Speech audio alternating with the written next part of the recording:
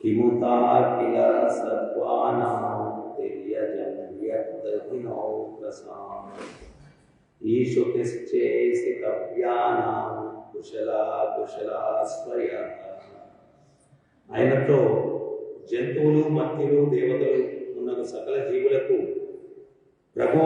ప్రభుత్వానికి అతని ఆధీనమునగల జీవజాలమునకు సంప్రాప్తించడి పుణ్య పాపములు అతనికి ఎట్లు కలుగును.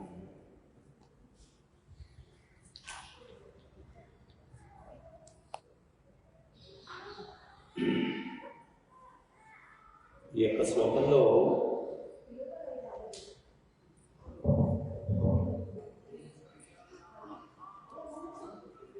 ఏ జీవి చేసినటువంటి కర్మ కూడా భగవంతునికి అంటదు అని చెప్పి ఇక్కడ చెప్తూ ఉన్నారు. అంటే ఇప్పుడు జడ్జి ఉంటాడు, ఆ జడ్జి ఎవరైనా క్రిమినల్ ఉంటే అతనికి ఉరి శిక్ష విధిస్తాడు. ఉరి శిక్ష అంటే ఏంటి? చంపడం. మరి ఉరి శిక్ష విధిస్తే జడ్జి అతనికి చంపమని ఆదేశాలు ఇచ్చాడని చెప్పి జడ్జికి శిక్ష ఉంది. అదే రకంగా భగవంతుడు ఏంటి అంటే జీవుల యొక్క కర్మలను బట్టి ఆయన వాళ్ళకి అనుగ్రహాలను ఇస్తూ ఉన్నాడు. అంటే మంచి చేసిన వాళ్ళకి మంచి ఫలితాలు, చెడు చేసిన వాళ్ళకి చెడు ఫలితాలు, ఇటువంటివన్నీ కూడా ఇవ్వడం జరుగుతుంది. అంత మాత్రాన ఆ కర్మలో వేటిలో కూడా భగవంతుడు భాగస్వాముడు కాదు. ఆయన ఏది అంటదో. సో అందువల్ల మనం ఏంటి అంటే భగవంతుణ్ణి చాలామంది ఒక మానవుల్ని ఎట్లా అంచనా వేస్తారో అట్లా భగవంతుని కూడా అంచనా వేస్తారు. అందుకనే భగవద్గీతలో భగవంతుడు చెప్తారు, అవజానాంతి మాం మూఢా మానుషం తాను ఆశ్రితః. మూఢులు కొంతమంది నేను మానుష్య రూపంలో అవతరించినప్పుడు వాళ్ళు నన్ను గుర్తించరు. అవజానాంతి మా మూఢ. మూఢుడు అంటే మూర్ఖుడు. వాళ్ళకి అందుకనే చూడండి, భగవంతుడు స్వయంగా వచ్చినప్పుడు కూడా భీష్మ పితామహుడు గుర్తించాడు, పాండవులు గుర్తించారు. మరి కౌరవుల్లో అందరూ కూడా భగవంతుడిగా గుర్తించలేదు. వాళ్ళు అసలు భగవంతుడిగానే వాళ్ళు గుర్తించలేదు. సో అందుకని మనం ఏంటి అంటే ఆ భగవంతుని యొక్క భగవంతుని మనం అర్థం చేసుకోవాలంటే దానికి తగినటువంటి దృష్టిని శాస్త్ర మూలకంగా, ఆచార్యుల మూలకంగా, గురువు యొక్క మూలకంగా మనం తెలుసుకునేదానికి మనం ప్రయత్నం చేయాలి. వాళ్ళకు ఆ దృష్టి ఉంది కాబట్టి ఆ దృష్టిని మనకు కల్పిస్తారు. వాళ్ళు ఆ దృష్టిని కల్పిస్తారు. సో అందువల్ల మనం ఏంటి అంటే ఆ దృష్టిని పెంపొందించుకునే దానికోసం గురువుకి మనం శరణాగతి పొందాలా. మనం ఎప్పటికీ కూడా భగవంతుణ్ణి మనం మన యొక్క నేత్రాలతోటి మనం చూడలేమన్నమాట. మన యొక్క నేత్రాలతోటి మనం చూడలేము. అందుకనే ప్రేమ చక్షువులు కావాలా అని చెప్పి చెప్పడం జరిగింది. ప్రేమ చక్షువులు కావాలా అని చెప్పి బ్రహ్మ సమితిలో కూడా బ్రహ్మ చెప్పారు, ప్రేమాంజన చురిత భక్తి విలోచనైనా. ప్రేమ అన్నటువంటి నేత్రాలు ఎవరైతే కలిగి ఉంటారో ఆ ప్రేమ స్వరూపుడైనటువంటి భగవంతుణ్ణి దర్శించేదానికి అవకాశం ఉంటుంది.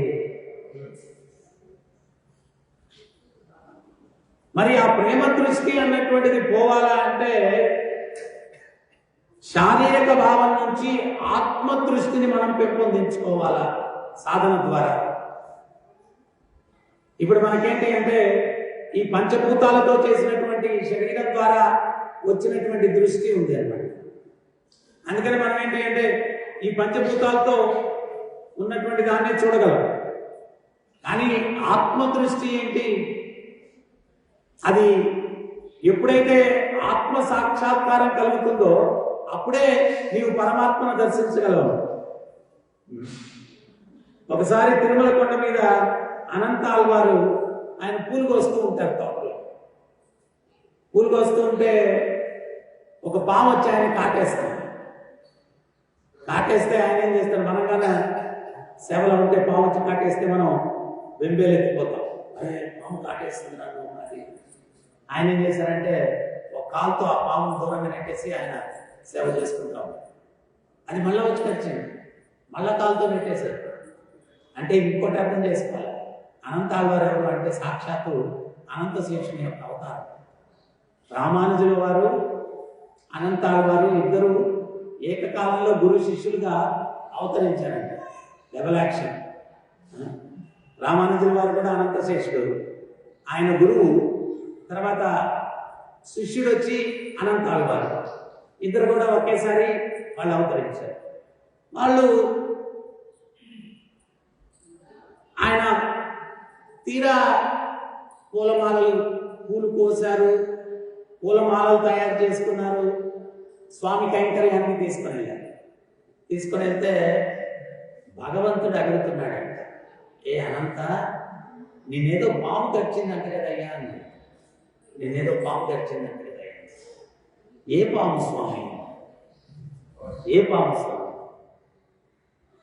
తోటలో తెరిచినటువంటి పాము ఈ శరీరం నష్టమవుతుంది, కానీ నాలో ఇంకొక పాము ఉంది, అహంకారం, మమకారం.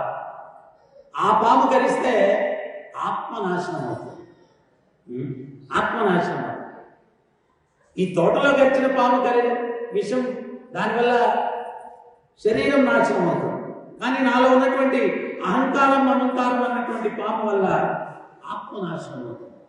అయినా స్వామి, ఆ పాము కరిస్తే దాని విషం ఎక్కువ ఉందనుకోండి, మరణిస్తే వైకుంఠానికి వస్తాను, మీ సేవలో అక్కడ కైంకర్యం. అదే దాని విషం బలంగా లేదనుకోండి, బ్రతికి బయటపడ్డాననుకోండి, స్వామి పుష్కరిలో స్నానం చేసి మీ సేవకు వచ్చేస్తాను. నాకు ఇక్కడైనా ఒకటే, అక్కడైనా ఒకటే. నాకు ఇక్కడైనా ఒకటే, అక్కడైనా ఒకటే. సో ఇక్కడ ఆయన అన్నటువంటి విషయం ఏంటి అంటే అహంకారం, మమకారం అన్నటువంటి పాము. ఈ అహంకారానికి లోబడి ఉన్నంత వరకు కూడా భగవద్ దర్శనాన్ని మనం పొందేదానికి అవకాశం లేదు. సాధన యొక్క పరమోత్కృష్టమైనటువంటి గమ్యం ఏంటి అంటే మనలో ఉన్నటువంటి ఆ అహంకారాన్ని మనం చంపుకునేదానికి ప్రయత్నం చేయాలా. మనలో ఉన్నటువంటి ఆ అహంకారాన్ని మనం చంపుకునేదానికి ప్రయత్నం చేయాలి. సాధన యొక్క పరాకాష్ఠలు. సాధన మనం చేస్తూ ఉన్నామంటే వీటి నుంచి విముక్తిని మనం పొందుతున్నామా లేదా, విముక్తిని పొందుతున్నానా లేదా, అది మనం పరిశీలించుకొని భక్తిలో ముందుకు వెళ్ళడానికి మనం ప్రయత్నం చేయాలి. రోజు నామం చేస్తున్నాం, సేవా కార్యక్రమాల్లో నిమగ్నం అవుతున్నాం, శ్రవణం చేస్తూ ఉన్నాం. మరి ఎంత నాలో ఈ యొక్క అహంకారం నుంచి విముక్తిని పొందాను అన్నటువంటిది మనం పరిశీలించుకోకపోతే ఉపయోగం లేదు. ఎందువల్లంటే రోగగ్రస్త స్థితిలో మనం ఉన్నప్పుడు ఏంటి అంటే మనకు రుచించదు, ఆధ్యాత్మికత అన్నటువంటిది రుచించదు. ప్రభుపాదులు వారు చక్కటి ఉదాహరణ ఇస్తారు. కామెర్లు ఉన్నటువంటి వాడికి చెరకు రసం యొక్క రుచి తెలియదు. అదే రకంగా భక్తిలో ఉన్నటువంటి మాధుర్యం కానీ, ఆధ్యాత్మిక చింతనలో ఉన్నటువంటి మాధుర్యం కానీ మనకు తెలియాలా అంటే ఈ యొక్క భవరోగం నుంచి మనం విముక్తిని పొందాలా. భవరోగం నుంచి విముక్తిని పొందాలా.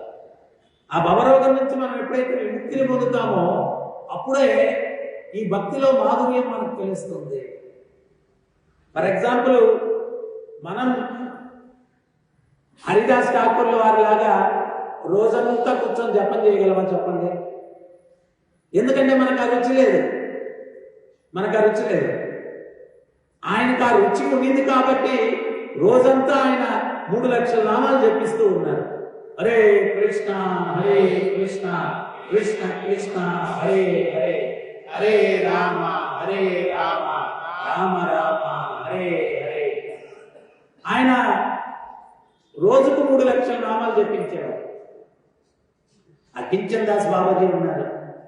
ఆయన భక్తి సిద్ధాంత సరస్వతి మహారాజుల వారి యొక్క ఆశ్రమంలో ఉండేవారు.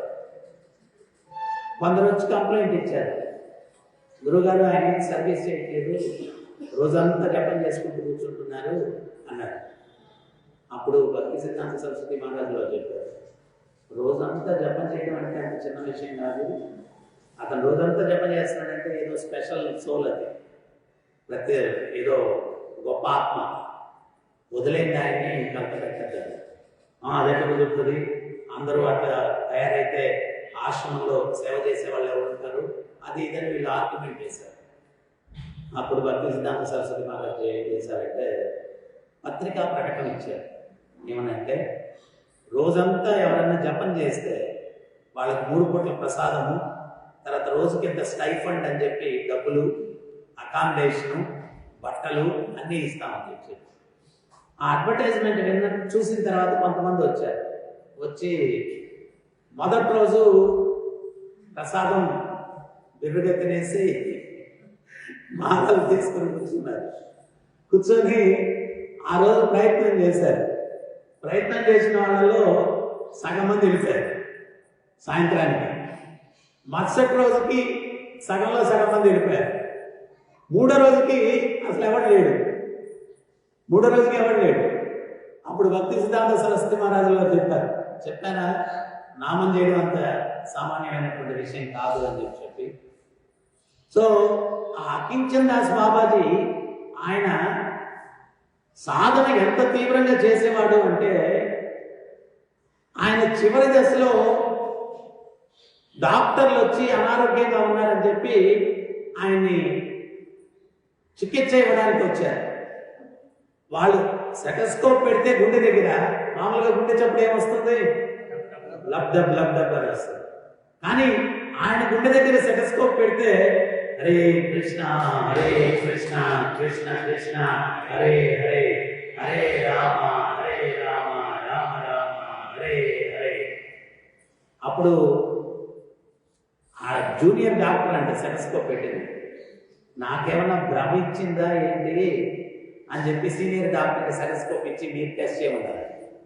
ఆయన పెడితే కూడా హరే కృష్ణ హరే కృష్ణ కృష్ణ కృష్ణ హరే హరే, హరే రామ హరే రామ రామ రామ హరే హరే.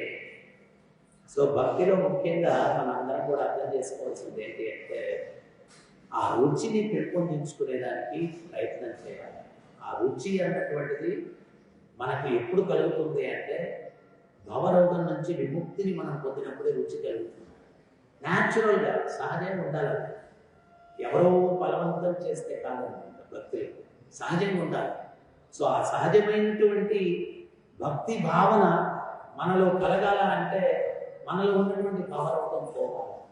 సో మనం సాధన ఎందుకు చేస్తున్నాము అంటే ఇప్పుడు ఎవరైనా కానీ మెడిసిన్స్ ఎందుకు వేసుకుంటారు చెప్పండి? అనారోగ్యంగా ఉన్నప్పుడు టైంపాస్ కోసం. లేదు అరే ఏదో ఎర్రగా ఉంది టాబ్లెట్ ఉదయం ఒకటి వేసుకుందాం, మధ్యాహ్నం పచ్చగా ఉంది అది ఒకటి వేసుకుందాం, రాత్రి ఇంకో కలర్లో ఉంది అది వేసుకుందాం.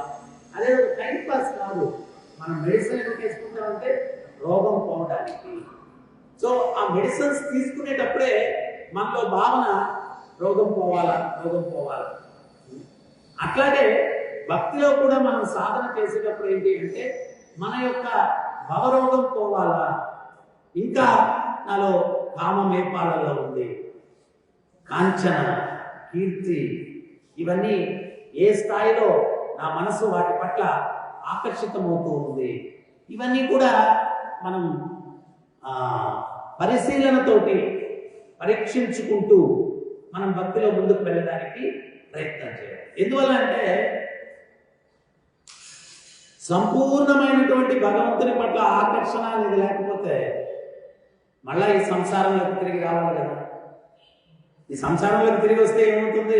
ఇప్పుడు చాలా మంది ఓల్డ్ డివోటీస్ నాకు అంటూ ఉంటారు, ప్రభు ఇంకా ఎంతకాలం నేను బాధలు పడాలా, ఆల్మోస్ట్ మొన్న రజనాథ్ గారు అంటారు ఎవ్రీ 2 అవర్స్కి ఏదో ట్యాబ్లెట్ తీసుకోవాల్సిన పరిస్థితి ఉంది. ఈ ట్యాబ్లెట్స్ వేసుకోవడం ఏంటి, వాటి వల్ల మగతగా ఉంటుంది, యాక్టివ్గా ఉండదు.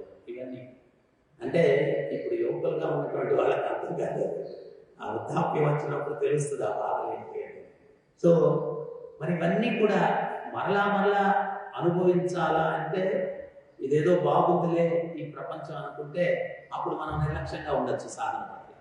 అట్లా కాకుండా అరే మళ్ళా ఇవన్నీ ఎక్కడ అనుభూతి చెందాలా, అనుభవించాలా, వీటికి ఒక ఫుల్ స్టాప్ పెట్టాలా అనేటువంటి దృక్పథం, సత్యాన్ని ఎవరైతే తెలుసుకుంటారో. అందుకనే ప్రభుపాదులు గారు చెప్పారు, నాణ్యానికి 2 పక్కలు ఉంటుంది. మనం ఒక పక్కే చూస్తాం, ఏంటి అంటే ఈ రంగుల ప్రపంచం చూస్తాం. కానీ ఎవరైనా ఒక జంట హ్యాపీగా వెళ్తున్నారు అది చూస్తాం, కానీ వాళ్ళ ఇంటికి వెళ్ళిపోయి గొడవ పడేది మనకు తెలియదు. ఇంటికి వెళ్ళి గొడవ. అందుకనే ప్రభుపాదులు గారు చెప్పారు, ఒక్కోసారి మనం ఈ యొక్క షాపింగ్ మాల్సే కాదు హాస్పిటల్స్ కూడా చూడాలి. సో అక్కడ ఎట్లా సఫరింగ్ ఉంటుంది అనేటువంటిది కూడా చూడాలి. సో అందుకని మనం ఎప్పుడైతే మనం అర్థం చేసుకుంటామో ఈ ప్రపంచం దుఃఖాలయం, దీని నుంచి మనం విముక్తిని పొందాలా అంటే భగవంతుడిని చేరుకోవాలా, ఆనందాలయమైనటువంటి భగవంతుని యొక్క రాజ్యాన్ని మనం చేరుకునేదానికి మనం ప్రయత్నం చేయాలా. సో అందువల్ల ఈ యొక్క దుఃఖభూయిష్టమైనటువంటి యొక్క ప్రపంచం నుంచి మనం బయటపడాలంటే మొట్టమొదట భగవతత్వాన్ని సరిగా అవగతం చేసుకోవాలి. మరి అవగతం చదివితే అది అర్థమయ్యేది కాదు, జస్ట్ కేవలం వింటే కూడా కాదు. మనం ఏంటి అంటే ప్యూరిఫికేషన్. ప్రభుపాదులు వారు చెప్తారు, పొలాన్ని ఎవరైతే బాగా దున్ని సిద్ధం చేసి ఉంటాడో అప్పుడు వర్షం పడితే ఆ పొలం మీద ఫలితం వస్తుందన్నమాట. మనం కూడా కల్టివేటింగ్ కృష్ణ కాన్షియస్ అంటారు ప్రభుపాదులు. అంటే మనం ఏంటి అంటే మన హృదయాన్ని సాధన ద్వారా సారవంతం చేసుకొని ఉండాలా. అప్పుడు కృష్ణ కృప అన్నటువంటిది మన మీద కురిసినప్పుడు దానికి ఫలితం ఉంటుంది. మొన్నకు నేను ఎగ్జాంపుల్ ఇచ్చాను. మనం ఏంటి అంటే తామర చెట్టు లాంటి వాళ్ళం అంటారు. తామర చెట్టు ఎక్కడ ఉంటుంది? నీళ్ళలో ఉంటుంది. ఆ నీళ్లు తామర పువ్వు ఎప్పుడు వికసిస్తుంది? సూర్యరశ్మి సోకినప్పుడు. ఆ సూర్యరశ్మి సోకడం అంటే భగవంతుని యొక్క కృప, భగవంతుని యొక్క కృప. సో ఆ భగవంతుని యొక్క కృప అన్నటువంటిది ఆ తామర పువ్వు మీద పడినప్పుడు అది వికసిస్తుందన్నమాట. మరి అది ఎప్పుడు వికసించాలంటే జీవించి ఉండాలి. అది ఎక్కడ ఉండాలి? తామర చెట్టు నీళ్ళలోనే ఉండాలి. ఆ నీళ్లు అన్నటువంటిది భగవద్భక్తుల యొక్క సాంగత్యం అని చెప్పి ఆచార్యులు చెప్తారు. ఆ భగవద్భక్తుల యొక్క సాంగత్యంలో మనం ఉన్నప్పుడు ఆ నీళ్లలో తామర చెట్టు ఉన్నప్పుడు జీవించి ఉంటుంది. దాని మీద సూర్యరశ్మి పడినప్పుడు అది వికసిస్తుంది. భగవంతుని కృప మన మీద పడుతుంది ప్రతి ఒక్కరి మీద. కానీ మనం ఏంటి అంటే దానికి తగ్గట్టుగా జీవించి ఉండాలి, భక్తి జీవించి ఉండాలి. అప్పుడు మనం దాని ఫలితాన్ని పొందేదానికి అవకాశం అన్నటువంటిది ఉంటుంది. సో అందువల్ల మనందరం కూడా ఈ యొక్క శ్లోకం భగవంతుడు ఆయనకు తడి అంటే కర్మ, పెద్ద పెద్ద యోగులే వాళ్ళు ఏదో తప్పు చేస్తే వాళ్ళకి కర్మ అంటదు అంటే ఇంకా భగవంతుడికి ఏం కర్మ అంటుతుంది అని చెప్పి ఈ శ్లోకంలో చెప్తూ ఉన్నారు. సో భగవంతుడు ప్రత్యేకించి ఆయన మనం కర్మ చేసుకున్నాం కాబట్టి మనల్ని మేనేజ్ చేయడానికి ఆయన భౌతిక జగత్తులోకి వస్తాడు, మార్గదర్శనం ఇవ్వడానికి. దానికి ఒక్కోసారి 1 వే ట్రాఫిక్ ఉంటుంది. పోలీసు వాళ్ళు ఏదో అత్యవసర పరిస్థితుల్లో ఆపోజిట్లో పోతే వాళ్ళకి ఫైన్ అయింది, అధికారులు ఎవరైనా వెళ్తారు ఫైన్ అయింది. అట్లాగే భగవంతుడు కూడా ఈ యొక్క మానవులకి ఒక మార్గదర్శకం ఇవ్వడానికి ఆయన ఇక్కడ లీలలు చేయడం జరుగుతుంది. అటువంటి పరిస్థితిలో ఆయనకి కర్మ అంటడం అన్నటువంటిది ఏది కూడా ఉండదన్నమాట. సో అందుకని మనం భగవంతుని తత్వాన్ని కరెక్ట్గా అర్థం చేసుకునేదానికి ప్రయత్నం చేయాలి. హరే కృష్ణ.